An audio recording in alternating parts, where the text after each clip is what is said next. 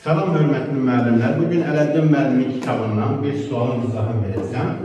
Amma izahı verməmişdən qabaq izahın içində bir izah da verməyi nəzərdə tutmuşam. Nədir bu izah?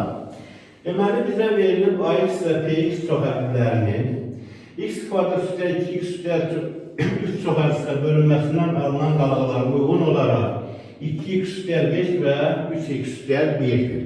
Bizə verilir ki, həmin çoxərtlərin hasilinin yenə də x kvadrat üstə 2x üstə 3 çoxərtlə bölünməsindən alınan qalığı nədir? Tapmaq. Bunu tapmaq üçün sadəcə biz hələ deyək sizə.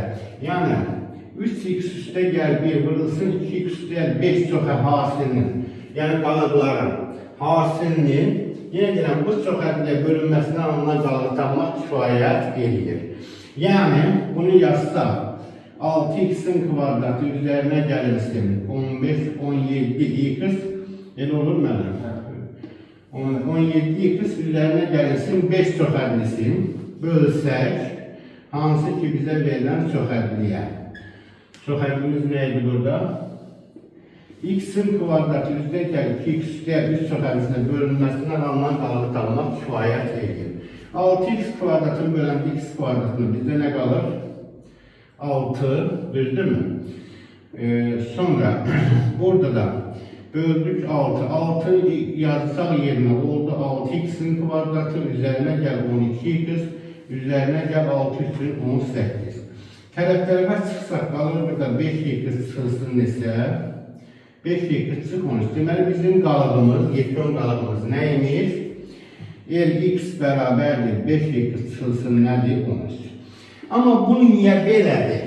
Niye bunu edirik? Onun için biraz diqqət tələb olunur. Gəlin bir yerdə onun izahına baxaq. Deməli, belə deyək, AX verirlər. AX çoxərdisin A1x'dir. A1x çoxərdisin bölək B1x var. Bərabər olsun Q, qalığımız da olsun bizim L1. Yenə deyək, burada x'lar yazılmaz mı? Bu x'lar da yazılmaz. Qx qalığımız nə olsun? L1x. A2 çoxərlisini də bölsək, B2 çoxərlisinə yenə də burada bağışlayayım, bunlara baxaq. Hər ikisini eyni götürməliylə bölənir, düzdürmü? Bu da olsun Q2x, qalığımız da olsun nədir? L2x. Niyə hasini böləndə bəs bunları böldük, onu indi izah edək. Deməli, şərtimizə görə A1x vurulsun A2x bərabərdir. Qalığını bölmənin düsturuna görə. Bu bizə verir B2x vurulsun Q1x üstə gəlirsin L1x vurulsun. Bu siləblərində yazılır. Vurulsun. Növbəti mərhələmiz. Deməli, burada olacaq yenə də həmin B2x üstə gəlinsin, B2x vurulsun, Q2x üstə gəlinsin, nədir? L2x.